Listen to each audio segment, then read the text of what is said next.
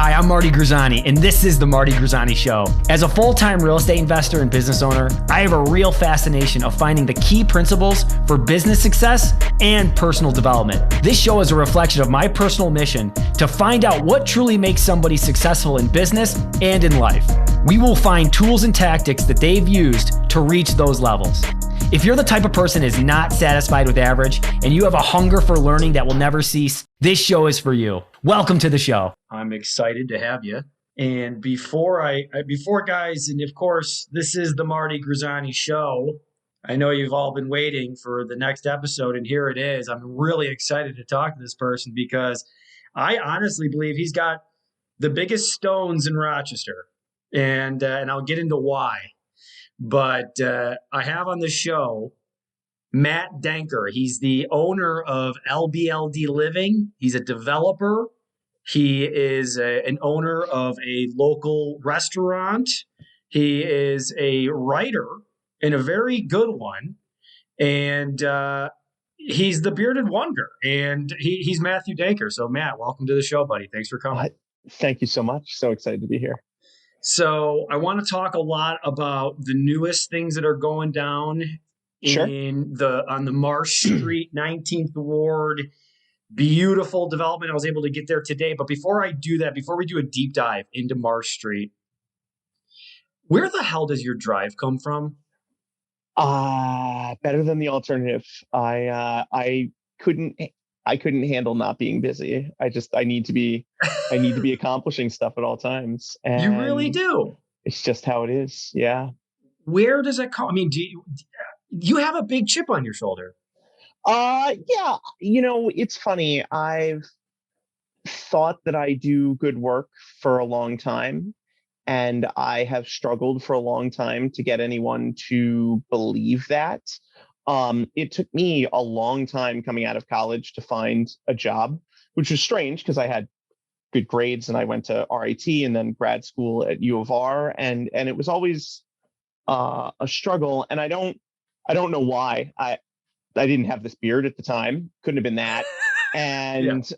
I'm, reasonably articulate. I think this is very challenging. I don't want to make my sound too puffed up here, but no, please. This is what this is about. I really want, because I know you're very humble, but I want you to be real because this is important for people listening to see what does it take to do what you do. This isn't easy. This is real stuff. This is like the real business. And I'm going to dive in more, but keep going, bud. Yeah. So just for a very long time, I have just struggled with people not believing me, I guess is the best way to put it. Not necessarily not believing in me. My wife is incredibly supportive. I couldn't do this without her. I want to, bar none, couldn't do it without her. But and my family has been supportive all these years too. I don't want to discount anyone close to me in my life that has been behind me for years and years and years now. But I think more broadly, I have always felt as though, what I can do has been discounted by other people. And I would like to prove otherwise. I don't know if I'm doing it, but I'm certainly trying. That is what it's about. I believe that. I know that. I have that. And I'm living it, and I know you are too. And that's where I want to know why you have this big chip on your shoulder, because here's something that I heard, and tell me if I'm wrong, but I heard a story. This was about 5-6 years ago when I met Matt actually at a real estate meetup. And one of the founders of that meetup, Matt Druin, a local celebrity here in Rochester, he had said that before you built anything, before you did anything, you just kept saying to yourself, I'm a developer. I'm a developer. I'm a developer. Is that a true story? Yeah, you have to. It's someone else in this field nationally, guy named R. John Anderson. He's down in Atlanta right now, but he basically many years ago said, all it takes to be a developer is put it on your business card. And I said, all right, well, that's what I'm gonna do. And I mean, here's the thing. I own 16 units in town, rentals.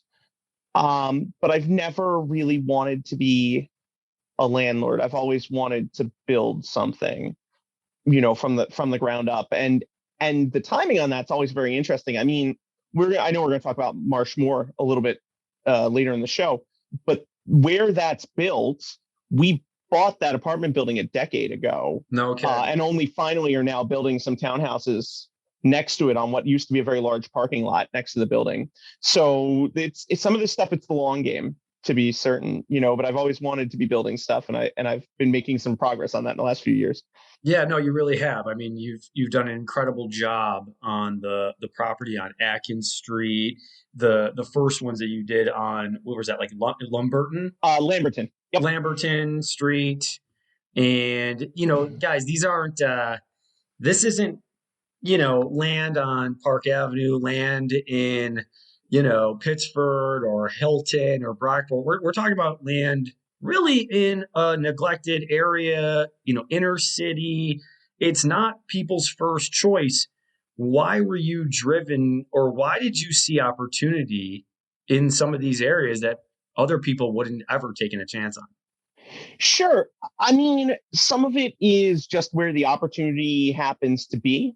There's not a lot of land available on Park Avenue to do work. I mean, as much as I would love to be building something fancy on Park Avenue, there's only so much available land over there. A lot of the potential profits are baked into that land cost, that someone else is making that money, right? For me to buy that same city lot off of Park Avenue would be $40,000 instead of $2,000. So obviously I would need to then bake that into the pricing, and it's that much more complicated to do. And then, I mean, a little bit of it is signaling by the neighborhood and their willingness to work with a developer. Plenty of people have lost their shirts trying to work on Park Avenue or in Grove Place or other neighborhoods where the neighborhood has sued over them doing this. And this happens at all levels of development. I mean, the neighbors in Highland Park sued Angelo and Gracia for trying to build, $80 million worth of apartments where the old divinity school was. So it's the difference is a project that large has some amount of space in its budget to deal with lawyers. And when I'm trying to build $135,000 house, there's not a lot of wiggle room to pay my lawyers to deal with the neighborhood association too. It can be challenging. There's not $100,000 retainer fee for your attorney in case things go sideways. Exactly. Yeah. And my attorney is great. Big shout out to him. But yeah, it's very challenging to fit that into a smaller project. And so in some ways you have to find where that opportunity is. And a little bit of it is also kind of picking out the right area where you think you can make a difference and not lose your shirt, like I said before, doing it. One of the great things about the house on Atkinson Street that we sold is that it's in the same zip code as Cornhill, which helps a lot with appraisals, that the person who bought it was able to get a mortgage on it and that it appraised for what we were trying to sell it for, despite the fact that, if you walk down that street, there's not another house on that block that, at least when we sold it a year and a half ago now, there's not another house on that block that's $135,000. But because of the location, appraisals are a little bit of science, but they're also a little bit of art. And knowing that you're in something adjacent to a neighborhood that'll appraise helps a lot, because, an appraisal isn't house by house generally, right? They have to look at an area because there's only so many houses that have sold, next to the one you're trying to do. So appraisals are a little bit broader than that. I mean, obviously an appraiser is not going to look at a house that's sold in Greece and compare it to a house in the city, but for it to be on one side of 4th Street to the other side, that doesn't change an appraisal. If the houses on one side of 4th Street are selling for a certain amount, the ones on the other side of 4th Street could potentially sell for that same amount, depending, on what it is you're actually trying to sell. No, and that's really good. And if there's a lot to unpack there, especially, just from the beginning of, yes, the story is correct. I did say that I am a developer, and I did.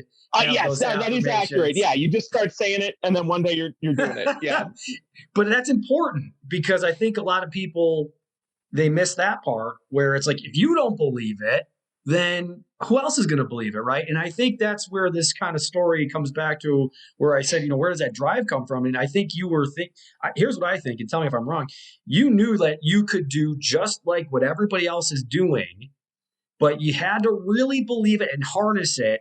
And some people were going to be supportive. Those people around you obviously are supportive, but they're not the first ones to go, yeah, for sure, you're a developer. Like, you had to prove it to yourself first. And then I'm sure it was a little bit simpler for people around you to then go, wow, this guy's really serious. He's actually really doing this shit. I'm actually doing it. Yeah, actually doing it. It's true. I had to prove that. But, it's also funny because I don't know. I mean, I'm still referring to myself as a developer. It's what I'm doing. I don't know at what point you become a developer someone else, though, right? I certainly haven't done a project to the size of anything that, Andy Galena is doing right now. So I'm not to that level. So I don't know at what point people, I don't know if it's when I show up and be greedy enough that I become an actual developer or what, but it's when you start getting I'm sure we'll get there eventually. I don't know. It's when you start having the signs that say, stop. Or you see whatever you might see, the stop gentrification signs. Yeah, right. When you get yard signs that are anti my projects, that's when I know I've hit the big time. That's when you know you made it. No, but I mean, that's seriously though. I mean, and there you go. And now it all makes sense because you were just saying, I don't know if I'm at that level, and it's because I know one of your. Again, it's to keep going. It's to get bigger. It's to do bigger projects, right? I mean, isn't that absolutely right? I mean, what are we doing? I mean, it's to do stuff that's scary. I'm sure when you talk about Atkinson, which is a really scary project when you first look at it, right? And I really thought this was a really cool project because it's it's one of the smallest houses, but it's so compact and it's like 800 square feet, right? Or was it smaller than that? Legally it's 832 square feet, but that's corner to corner on the foundation. So it's really not ultimately 832 square feet of, livable space. And it absolutely set the records for, price per square foot. It did all right per square foot. I mean, ultimately it was not a very expensive house, but it absolutely pushed the price per square foot, certainly in the neighborhood, if nothing else. And deservedly so. I mean, it was very well done. It was a beautiful project. And I'm actually pissed that there wasn't more on the Democratic Chronicle, Wham, wherever people go to their news around here about that project, because I thought it was such a great thing that you did. Anyway, and I want to talk, but okay, so you go from there to now the marshes, right? So this is another project which is much larger. So I want to do a little bit of a deep dive into this because I really don't, other than, and I was very fortunate to go today to go inside. It was awesome. Real excited about what's happening there. Beautiful outside, beautiful. I mean, really, really well done. Super, super manicured to the absolute extent. So it's going to be a phenomenal project. I know it's going to fly off the shelf, but can you just tell me, again, I know that there was a little bit about you had a project next door, it was an apartment, but what was the step after that? I bought the lot that that Atkinson Street is built on in the property tax auction, the last one the city did before the pandemic. Okay. So it must have been November of 2019. Something like that. I bought it. And then we built Atkinson Street. So I bought the lot, we did the design work, we built it that fall. So construction started on it mid-August and we finished it at Thanksgiving. And it took us a couple months over the winter to sell it. And then we sold it and I closed on it, I want to say beginning of April 2021. So I sold it a little more than a year ago.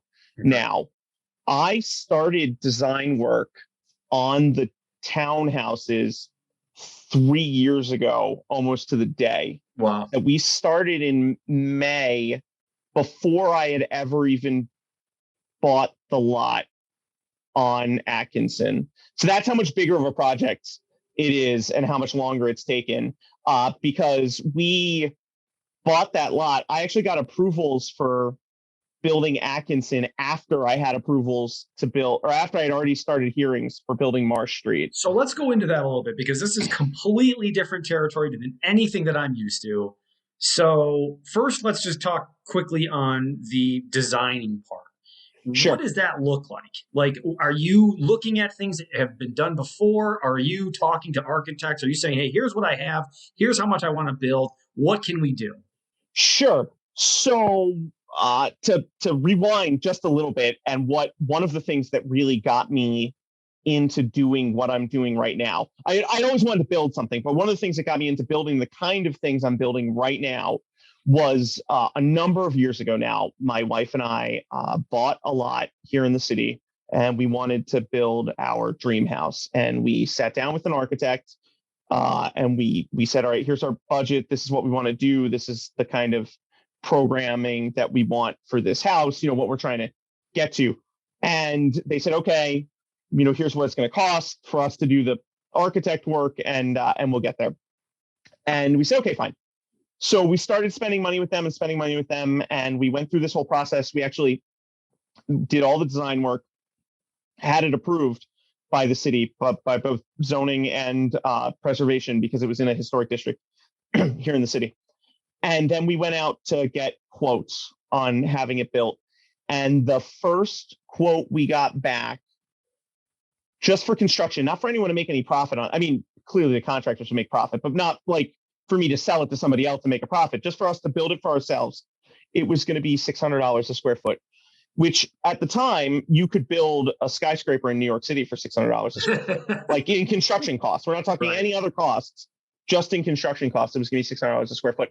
And at that point, the whole thing blew up, right? I mean, we obviously you can't spend $600 a square foot building a house in Rochester. I mean, you can if you're the Sands and you're doing it on Canandaigua, right? But you can't do that here in the city. Trying to do that, it's not functional. Like, that's not a thing. And so one of the things that I dedicated to myself to when all this happened was figuring out why exactly was this number so off base. Why is it so expensive? Why was that so expensive? Why is it so expensive to do something in Rochester when at the time other comparable metro areas in other places were incredibly cheaper to build things? And so that's kind of what set me on this path to, like, how do we do what we're doing? Fast forwarding to now, I do basically all of my architecture work with a local firm called Party Partnership Architects. They're fantastic to work with.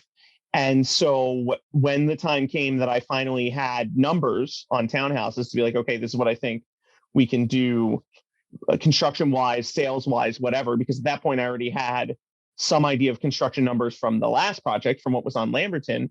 I went to them and said, all right, this is what I'm trying to do. We need to can we sort this out? Like, what can we do? They had a design off the shelf that they had done for a prior client that we sort of started with and said, okay, well, how do we like push and pull and squeeze and like get this to be something that's what I'm trying to do, and uses and kind of captures the sort of efficiencies that I'm going for. And so we started doing that design work that May, like I said, May 3 years ago now. And we went to the neighborhood association that August to show them preliminary designs and get some feedback. And we made a whole bunch of changes. We submitted to the city in September. I didn't have the first hearing for it scheduled until January, which took a little longer than we were expecting, but took a little long. And then in the middle of having all these hearings, COVID hit and the city shut down for 2 months. And so we didn't have approvals to build the project based on all the changes, all the different hearings, all the stuff until that July. So we had already been at it for more than a year when we finally had approvals to do it. Yes. For better or worse, so we went and got a bank loan to be able to build it. We have a construction loan to build it, which is great. But a bank won't close a construction loan with you until you literally have like a building permit and you're ready to like start construction. They won't, like, you need all of your ducks in a row, and not just some of your ducks, like all of your ducks in a row before you have a construction loan. So we didn't close. So we had started working with the bank as we were getting approvals. But even once we had approvals, we couldn't close on a loan. We needed to finish all the drawings, right? Because when you're doing approvals, you don't actually get construction drawings to build with. You end with a set of drawings that's good enough for all of the approvals you need from the city for zoning and planning and all of that.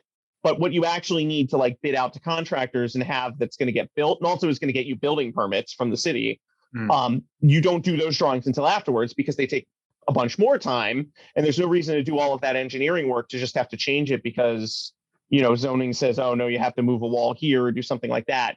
So we spent another month or two after getting approvals in July doing that. And then we went to get building permits, which took another couple months. And so we finally closed on the construction loan in March of last year of 2021. Okay. And we started construction immediately. And then immediately ran into all kinds of other problems. And here we are with a finished townhouse now in May of 2022. What a dance it is to get something done. Like how important is it working? Let me just start off with how important is it working with the neighborhood first? Is that like, if you were to talk to somebody who is thinking about doing this, do you need to talk with your local like community, like the neighborhood? Is it like, is that an important step? Because you were just talking about how in Gracia you can get sued in the local area. Like it is at the very least very polite to do, and you should do it. I think a lot of neighborhood associations are really good and really hardworking and trying to do a really good job. That doesn't mean that they're sophisticated enough to be able to articulate changes that they want or need or would be valuable. And that's okay too. That's part of the expertise you as a developer bring to the table. I think it's really good to try and work with the neighborhood association. I don't think neighborhood associations, anyone who logs on from a neighborhood association, watches the video is going to hate this. I don't think you need to kill yourself to do everything it is that they would like you to do. I think there needs to be some meeting in the middle on it. And that's just a thing that you're also going to end up being responsible for doing, for trying to get to something that tries to address their concerns as best as you can, but also maintains the viability of a project, right? Because at the end of the day, if you can't, build it for the price that you need to for what the rents are going to cover, then there's no project at all, right? The whole thing is blown up. And so you need to always be cautious about that too.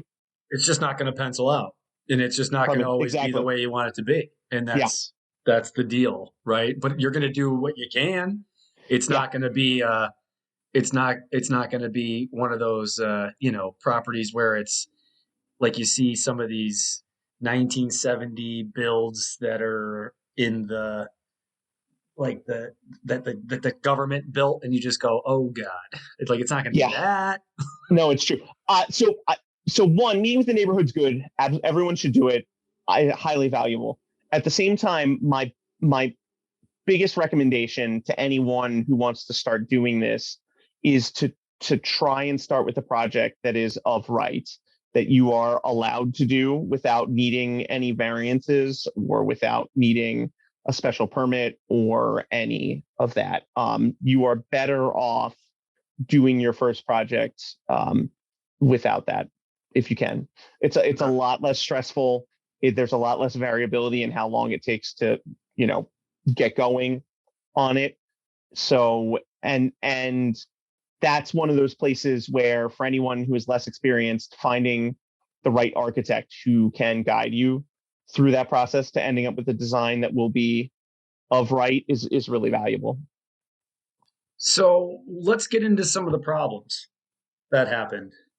Sure. Maybe maybe a couple of the projects, but like, what are some of like the absolute whammies And I'm sure you're riddled. And Uh, I'm sure you're riddled with scar tissue from problems that have happened that you've just had.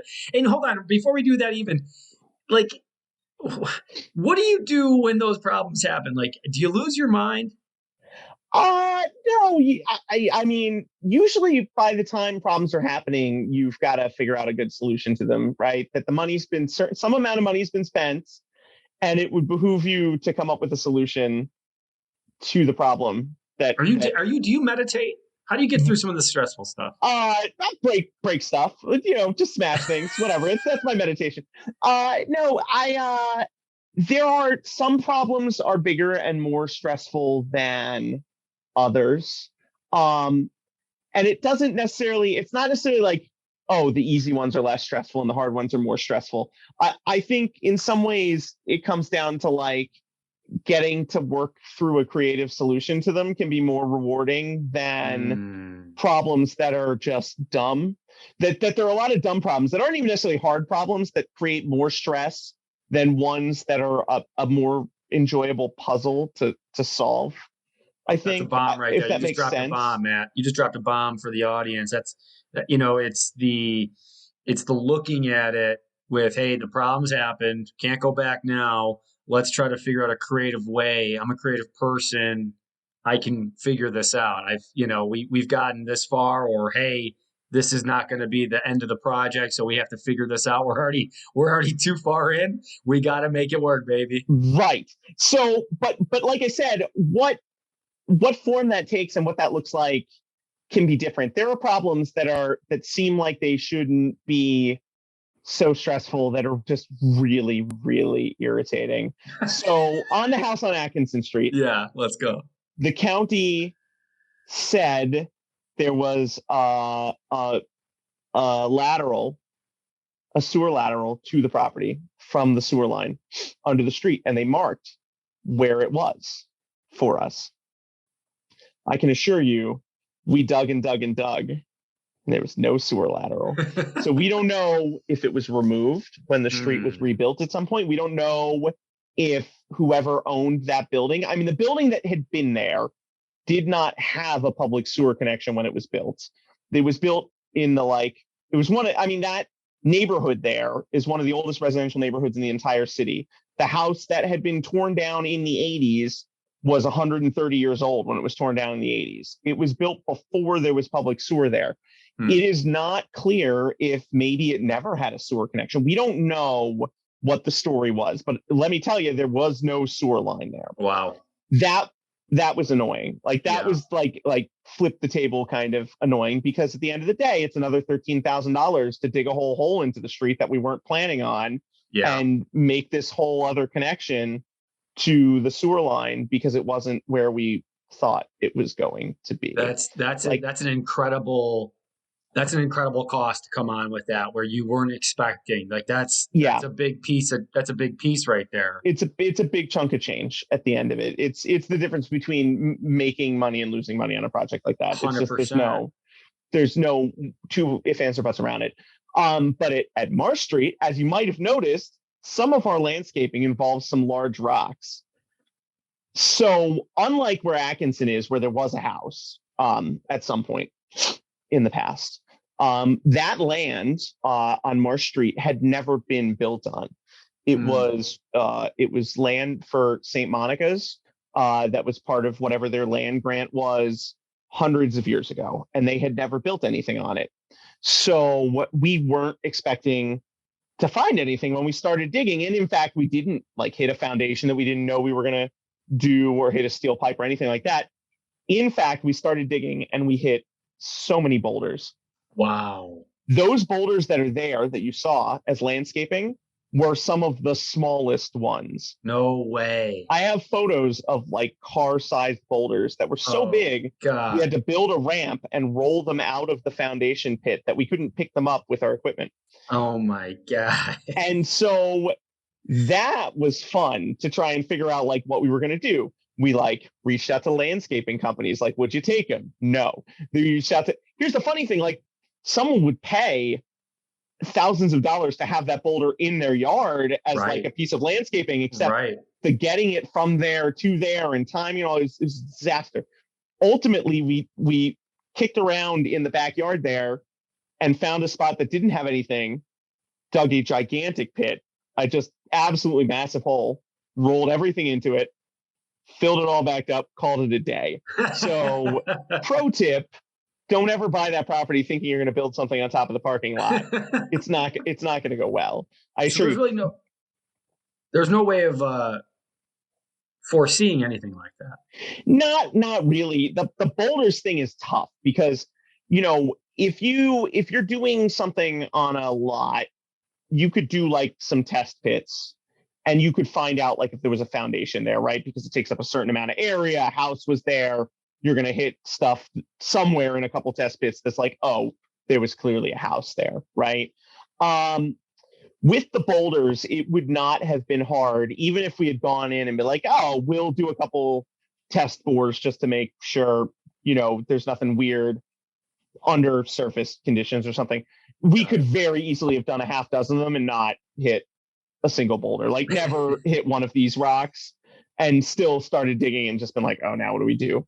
One of the happy results to this that was nice is originally the houses were all going to just be crawl spaces, but because of the size of the boulders and where they were, we had to excavate more dirt and boulders than we were expecting to. So a couple of the units have full basements. I was going to ask you. I saw the one that did, and I thought, well, that isn't something that I've seen before that you've done, because like on Atkinson there wasn't a full basement. Yeah, it's on a slab on Atkinson. Yeah, and I thought that was really cool.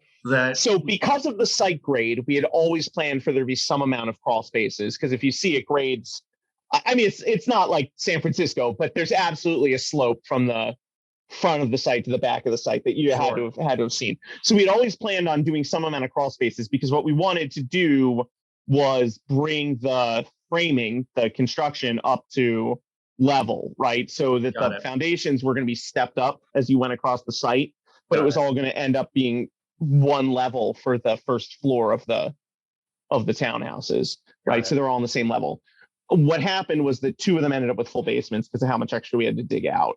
And actually the crawl space itself, even in the ones that are just crawl spaces, is a bit more generous than we were expecting to. It's you probably didn't go down there in the one you were in, but it's basically like 4 feet 8 inches. So it's a crawl space. You're not going to like walk around in it, but it's not like a crawl space in a southern state where it's, a foot between you and some gravel underneath the house and you're like, frog walking under there kind of thing. Yeah. Right. Can we get into some numbers on something like what would that, doesn't have to be necessarily the numbers on that if you don't feel comfortable, but what would something like that, what does that entail, right? Like if we go from land to construction to the remodel, I mean, what does that all look like? Sure. Hold on. Give me 1 second here. So as of right now, the townhouses are going to be just under $200 a square foot all in. Okay. So everything from land to architects to profits to you name it.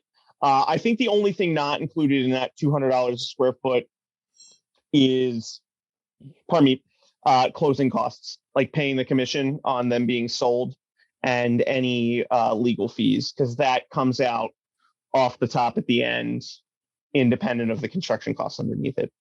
Okay, great. And so, which is a lot more than the two small houses were. A lot of that has to do with both these having basements, but also to do with the additional infrastructure required to do this, right? Because we built these on land that we had, but it included the whole parking lot for the apartment building. So in building these townhouses, if you saw, we also built a whole new parking lot in the back for both the townhouses and the apartment building. We built a whole dumpster enclosure. We've done some renovations to the apartment building in the process of doing these townhouses. So there were kind of some added costs to this project that not necessarily greenfield development, but like other infill wouldn't necessarily have, right? Like I spent a lot more on driveway and parking for these townhouses than I did on the house on Atkinson because, yeah, we built a driveway for it, but it wasn't to the same scale of what this is. And frankly, even if I built 5 of these townhouses, each with a driveway similar to Atkinson, it would have been cheaper than the extra parking that I needed to accommodate this. And it does look really good. The curb appeal of that whole back looks really, really nice. It's actually very beautiful. So you guys, it's gonna work out. I believe it. I know it. So what's next, Matt? I mean, you've done this. It's gonna, like I said, you're selling them. What, the first one is now listed? Is that correct? It is. Yep, it's listed. It's 107 Marsh Street. It's listed for $229.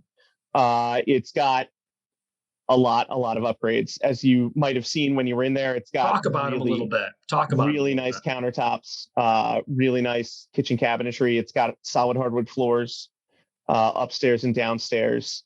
The shower is a tiled walk-in shower with glass partition. It's really nice. The other townhouses start at different prices. I think the least expensive one starts at $199, but does not have that upgrade package. It's much more builder grade finishes. It's carpet up the stairs and then all of upstairs. It's laminate floors on the first floor. And so we just have the one finished as the model.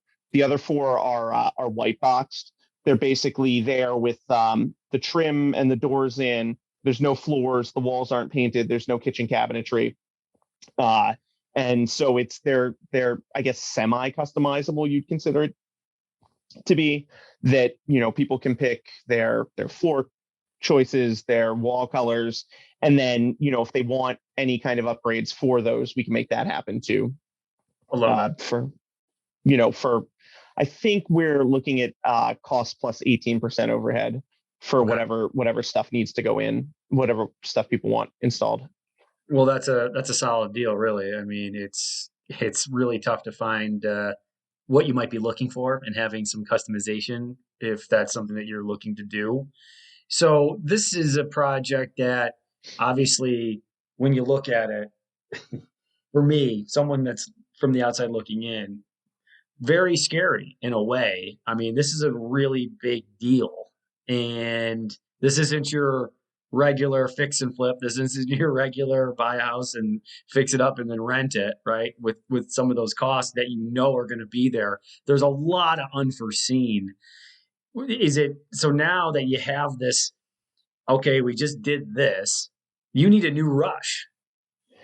Yeah. I mean, I guess I do. As if the restaurant and the ice company and everything weren't enough. No, it's true. So one of the things I've learned as I've done this project is that this is a very challenging size project to execute. So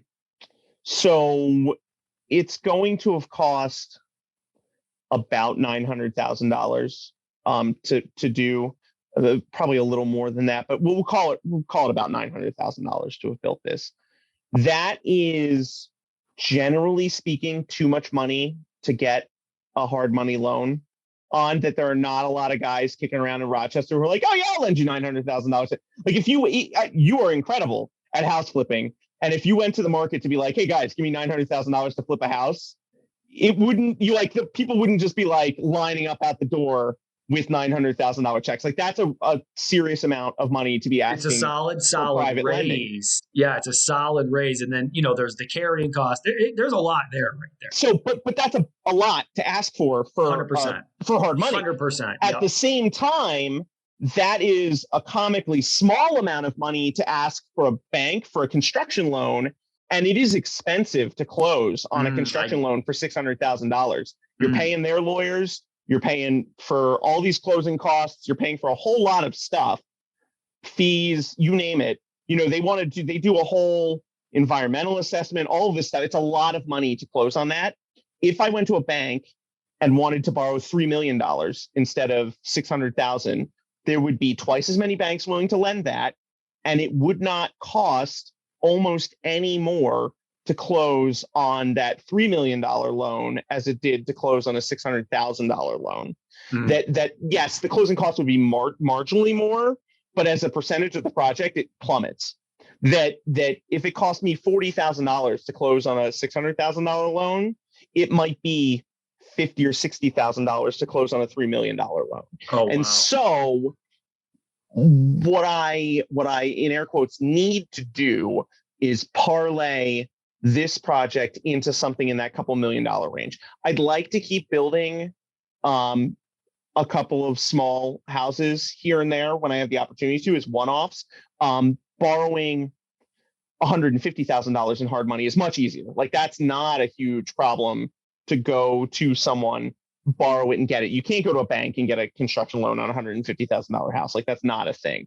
But it's not that hard to get that amount of money from someone to go, build a house, to have a model, have a whatever, build a house. Especially with your track record. I mean, looking back, yeah, that might have been a little bit of like hey, I'm building over here and, it's a brand new construction in this area. That might not have been the easiest. No, it would have been really hard on the first project.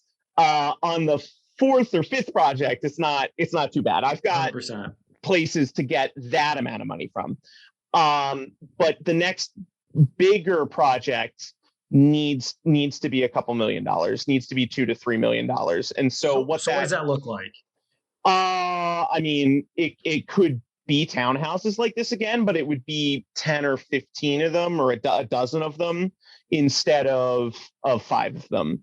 So it would need to be a project a little bit bigger like that. It could be a small 12 to 20 unit apartment building. I'd love to build one of them. That's like a dream sort of project, to do like a 12 to 20 unit apartment building somewhere.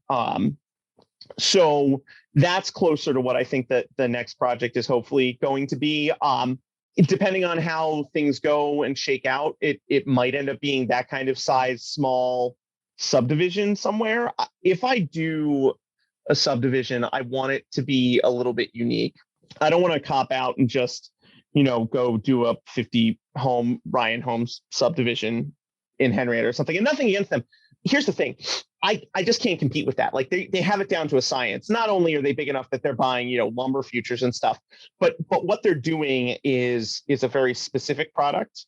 It's what they do. It's what people like. They know what it's like buying a Honda. You know what you're getting when you go buy it, and that's fine. Like, that's the point of it. I would want to do something a little bit more unique and a little bit different than that. I don't know exactly what that would look like, but if I were going to do it, I'd want it to feel like a product I did, kind of thing. Well, the city should give you the ability to do those things. Like, why isn't the city knocking on a door like yours and saying, hey, here's what I'm thinking. This is me as the city. You paid your dues. You did some projects that no one else was doing. And it's time for you, because, you want to be able to have the smaller developer get in on some of these bigger projects. Like, what's stopping you from getting in on some of these larger? Is it just the time? Is it the team? What is it that is like, hey, why aren't these coming across my desk? Because I can do them now. Sure. So, I think there's a couple things going on here. So one, really large development in the city takes a couple of forms. So bigger than I'm talking about, takes a couple of forms. Either A, it's a private thing that happens with a bunch of money. Take something like the property that Morgan built on University. What is it? U9 833 the U or something, okay, 933 the U, whatever it is. Yep. So, that was a deal that they made with the Voyager, and that they went through this whole process and they built it. And that's a very successful project. I mean, when that building opened, it opened with a wait list for apartments. Like, it was completely rented out when it opened with a wait list. And some of those apartments were very, very expensive. I remember I got in the building right when it opened. So I don't know, 4 or 5 years ago now. It's not brand new anymore, right? No, it's beautiful. It was the first, I remember thinking to myself when I walked in and toured it, this is the first building I've been in Rochester. It reminds me of apartment building in New York City. Wow. Like it's not tall, but like what they did with the hallways, what they did with the lighting, with everything. It was the first apartment building in the city I was in. And I said, hey, this feels like a New York City apartment building more than anything else I've been in here. And I really like that. I thought they did a great job with it. So that's private. It's a lot of money. It doesn't mean that they didn't ask for tax breaks or whatever. And in fact, to show my own Marsh Street townhouses for one more second here before we go back to this part of it, they're the first project outside of downtown to have the choice exemption. So they've got a 10-year sliding tax exemption on them for owner occupants. Awesome. So you only pay 10% of your taxes the first year, That's great. rolling up to 100% in year 10. So for each one of them, it's like $30,000+ worth of savings over the 10 years if you're in it. That's incredible. All right. So going back to this though, so the other kind of large scale development is very lumpy. Pardon me. So, the city did RFPs for all of the inner loop land, I don't know, 4 years ago now, right? So there's not like a constant stream of big RFP projects like that. I'm hoping that by the next time they get around to doing a set of them, maybe for the next part of the inner loop that's going to get filled in a couple of years, that I'm in an actual position to respond to that and try and do something. But there's not like a lot of that just kicking around on a regular interval. That said, I want to give the city some credit. They absolutely do send stuff my way. Excellent. But I think the part that needs a little bit more work is that they just don't have a lot of experience working with smaller operators. And so a lot of the requirements that are attached to the work make it very challenging to do it as a small operator. And I don't think the city, I mean, I guess I could be wrong, but I don't think the city is doing this maliciously. I just think it's kind of a lack of experience, that there's just certain commitments that they're looking for on some of this stuff that are very, very challenging to meet as a small operator or for smaller projects. In the same way that I said, I could go to more banks and borrow more money for less, basically, if I had a bigger project.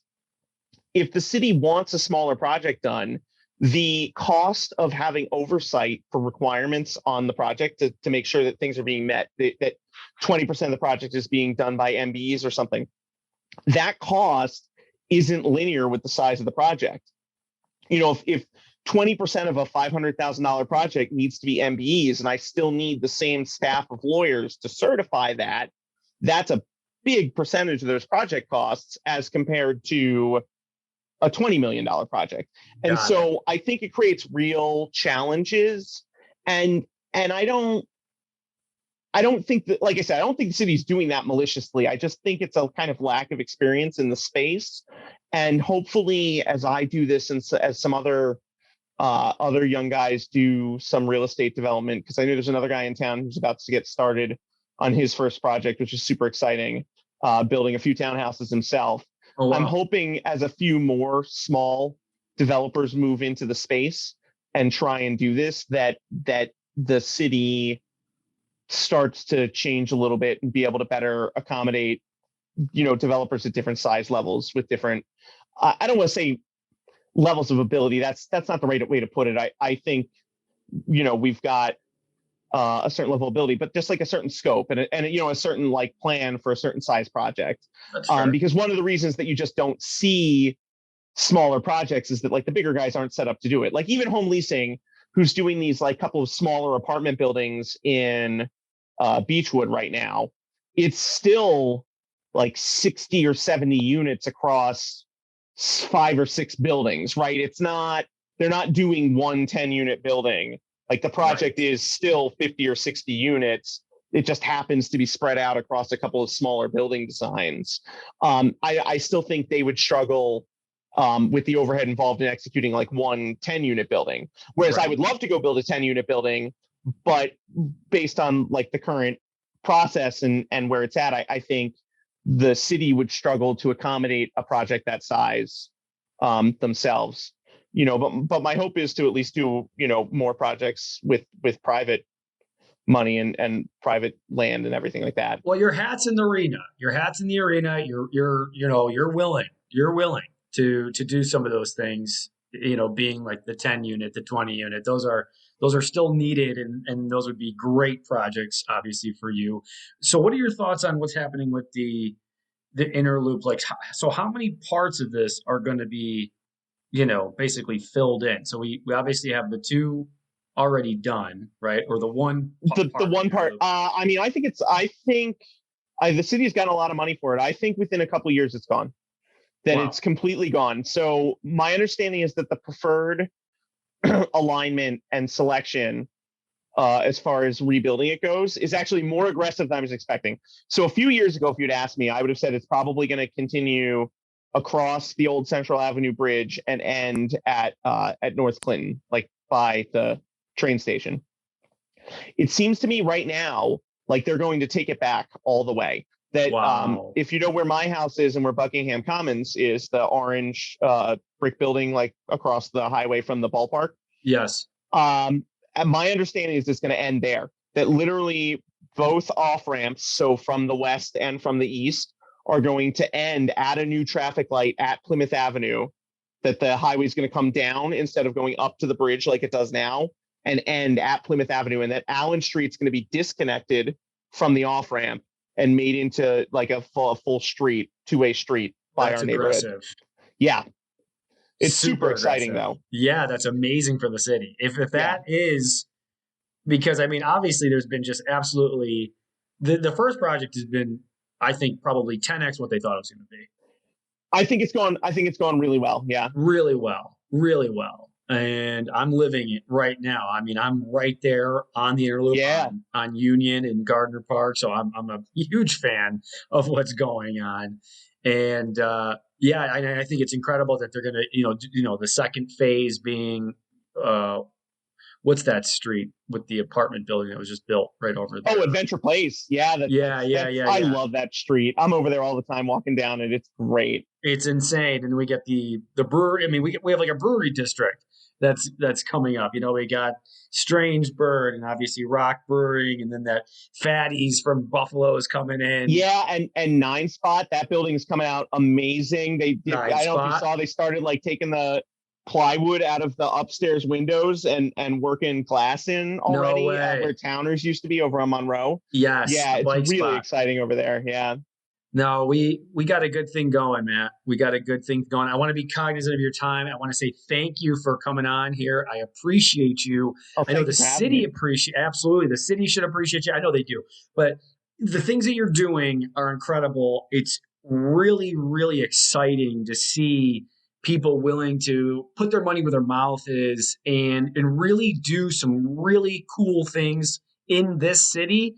And I can't wait to see what this looks like and what your career looks like in the next 5 to 10 years, because I know it's going to be absolutely awesome. So I appreciate you, man, for doing what you do. Well, thank you so much. I appreciate it as well. It's good to hear that it's working, that someone likes it and that it's good. Yeah. You're doing a good job, buddy. Guys, thanks for listening. That was Matt Denker. If you want to learn more, his website is the LBLDliving.com. Is that right? Yep. And people can find out more information. He'll have a new project by the time this is probably coming out. But, go on Facebook, follow him. He's got a really cool couple of Facebook pages to kind of see what the city's doing with the Rochester Construction Watch. And just some really great things that he's doing. And I'm sure any way else they could get in contact with you, Matt, that people I'm not super hard to find on Facebook here. If you go to the LBLD Living, you'll be able to find my email and touch base with me. And I'm happy to chat always about this kind of thing. Beautiful, guys. All right. That's it. Take it easy. We'll see you soon. Thank you for tuning into the Marty Grisani Show. If you're listening on Apple Podcast, leave us an honest rating and review. If you're on Spotify, make sure you follow us for weekly episodes.